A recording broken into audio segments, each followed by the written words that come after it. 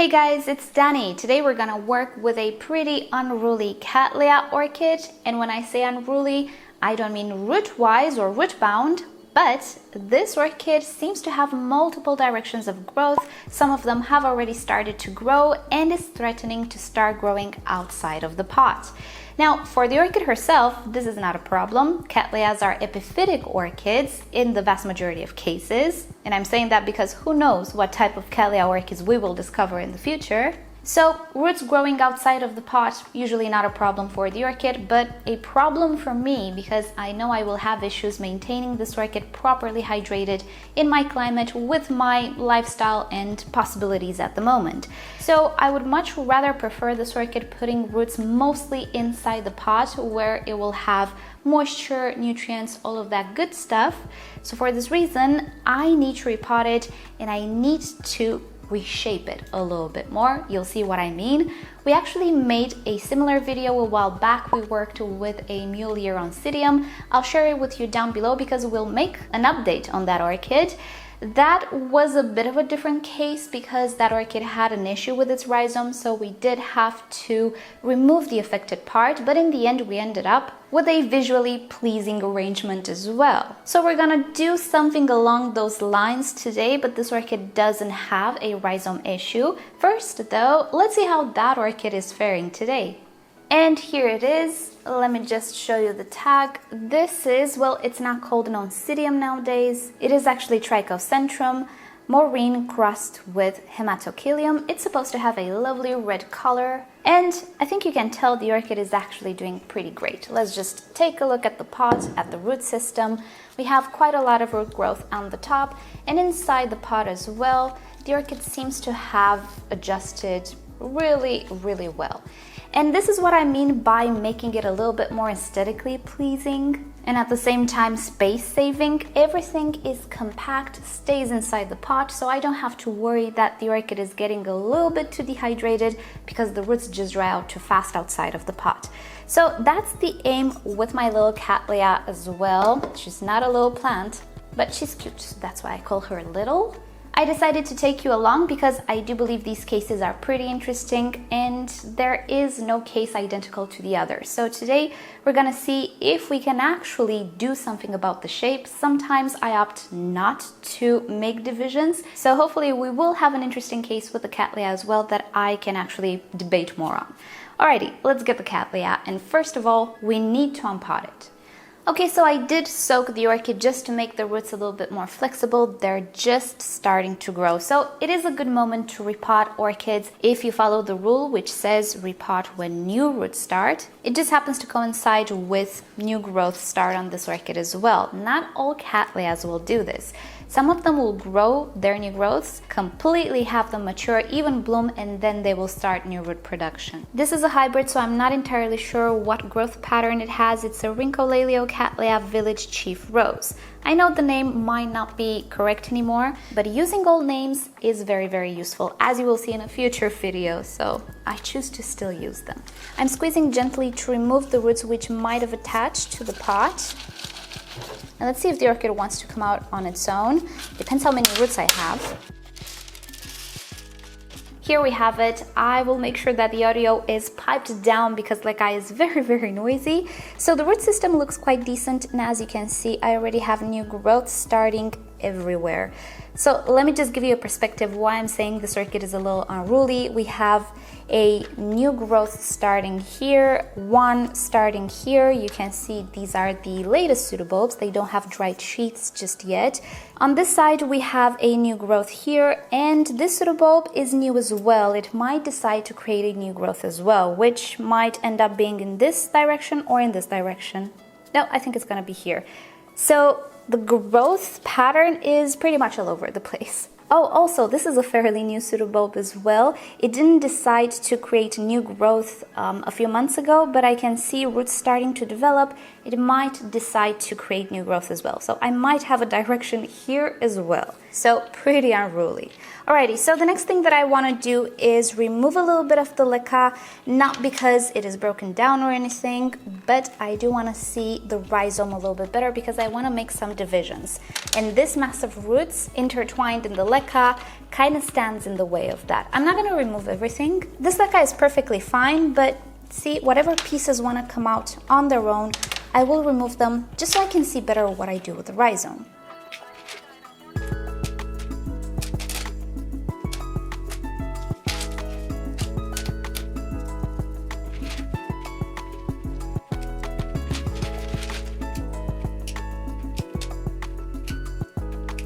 Alright, so I removed some of the leca and I also removed some of the dead roots that I found. And P.S. this is an outside orchid, you will see some ants on it. Let's try to ignore them. My particular ants don't do any harm. So the fiskars did a great job with removing the roots, but now I want to divide this orchid and I need to cut the rhizome. Cattleyas are known to have pretty thick rhizomes and this one seems to be a pretty sturdy Cattleya.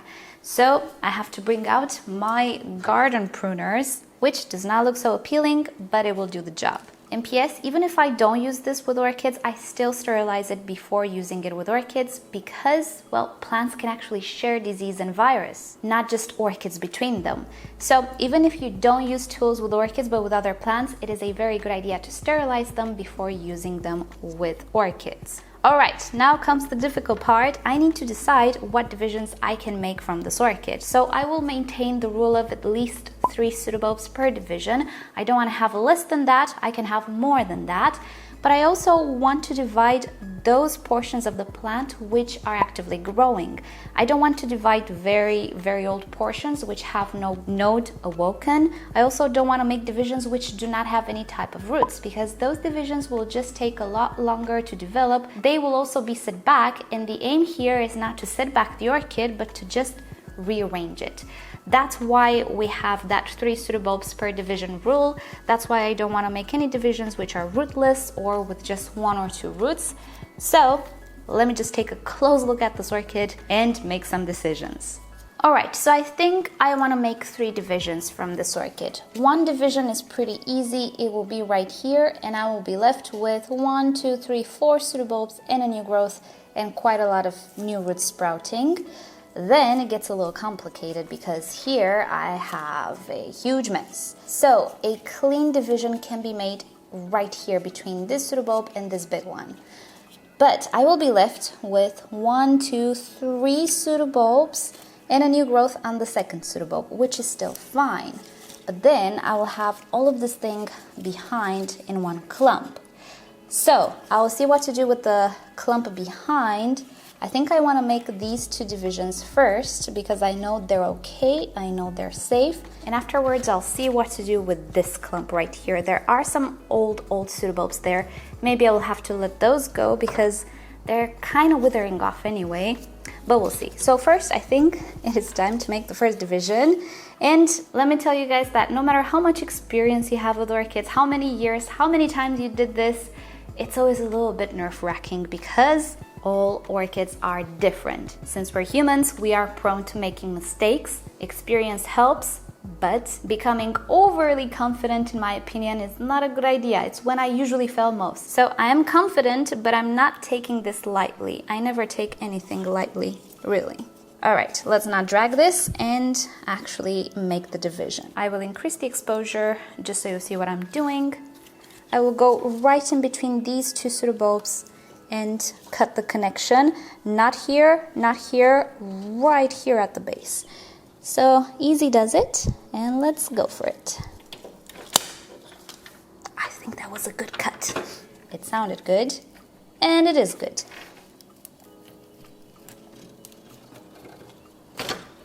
And there we have it. Looking good, eh? Oops, let's fix the exposure. Alrighty, so we do still have 2 divisions here. P.S. if you ever consider that you will want to do this, and if you're ever in this situation, nobody says that you need to make 10 divisions or anything like that. You can stop right here. If the growths are in the same direction, if you don't feel like one of the divisions needs another division to not be so unruly, definitely stop here, and you can definitely pot the orchid in a manner that will make sense in the pot. So you can do this if you'd like and have all the new growths in the center. But I do still have growths here in the back, and they will continue their way to the edge of the pot. Just letting you know though that with something like this there are no rules. It depends on the orchid. You can make as many divisions as you want if you want to do this. Alrighty, I feel like doing another division here though. So let's see if we have a natural division point. I think we have right here. Let's do the exposure bit once again. Do you see right here? I think that is a natural division point. And if I do this, I have 1, 2, 3, 4 pseudobulbs on this side and 1, 2, 3 mini on this side. Let's reduce exposure. Again, going right at the connection between the pseudobulbs, making sure that I'm not actually cutting the base of the pseudobulb.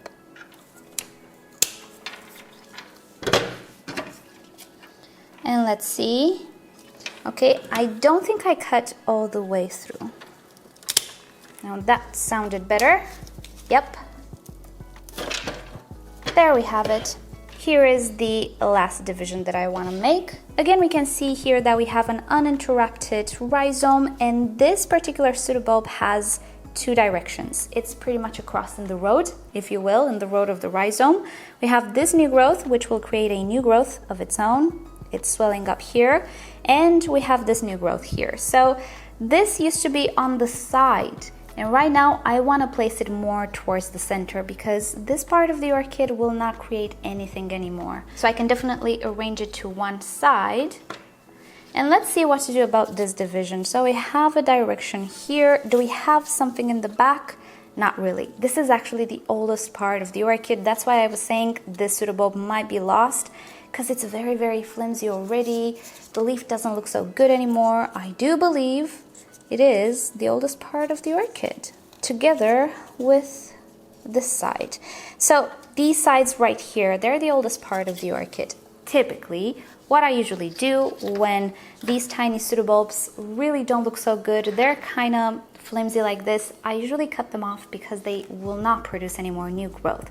It's very rare the case that they will. So just to make sure that the new part of the orchid has more room in the back, not in the back, in the pot, sorry, I usually cut the back side of the orchid, and afterwards I can try to propagate it. We also have a lot of very, very big pseudobulbs to store energy, so really there is no use for these guys, which in 1 or 2 years they will be gone anyway. So again, I'm gonna cut the rhizome here, not the actual pseudobulbs, not like this, but the rhizome. There we have it. Alright, so I'm gonna tidy up these orchids, remove all of these really old and dead roots, and come back to pot the orchid. Okay, one thing that I noticed, this pseudobulb, I was telling you it's very old, but it appears to come from a newer part of the orchid, right? Well, it's not actually. It's coming from way back here, but the new growth just grew a little bit under the roots. So these 2 pseudobulbs are actually pretty old. They just grew under the root system. So I can actually remove them. And here are my 3 divisions, all cleaned up. No need for hydrogen peroxide, 3%, which you might know is my usual routine. That's my routine with new orchids, but I know already that these orchids do not have snails. And the main reason why I use hydrogen peroxide is snail issues. But I know this orchid is clean. I will be using a 15 centimeter clear plastic pot. This is about 6 inches. Hey, I'm getting good at transforming on the spot. And the medium that I will use is a combination of bark and sphagnum moss, which appears to be a little bit of a better medium for me, particularly in the hot summer months. So first things first, a layer of sphagnum moss on the bottom. For those of you who are new, I prefer putting a layer of moss on the bottom, not anything else, because if there is any water in the dish, in my decorative container, it will not just sit there and pretty much degrade the bark. It will be absorbed by this moss. Moss is like a sponge. As it dries out, it continues to absorb more water if there's any water in its vicinity.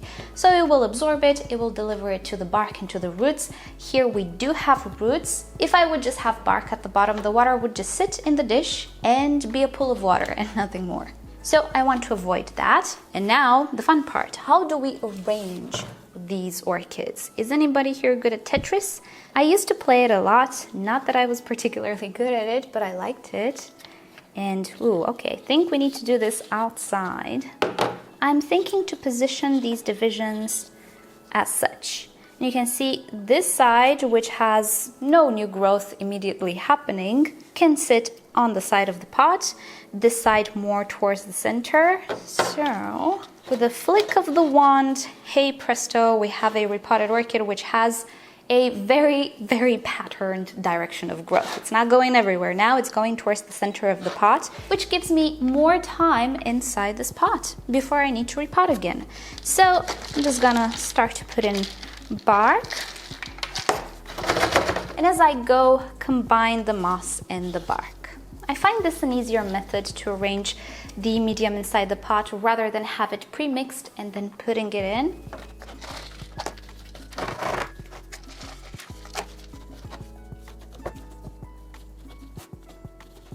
And here we are, the orchid is done. So the end result, what I wanted to do is just place the oldest growth with the least chances of new growth towards the back of the pot and the newer growths towards the center, because they will have all the space in the world now to grow and just extend here.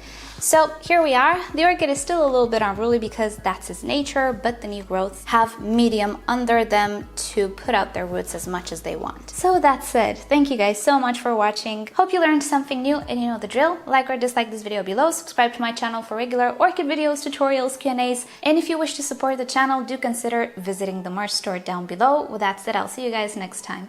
Bye!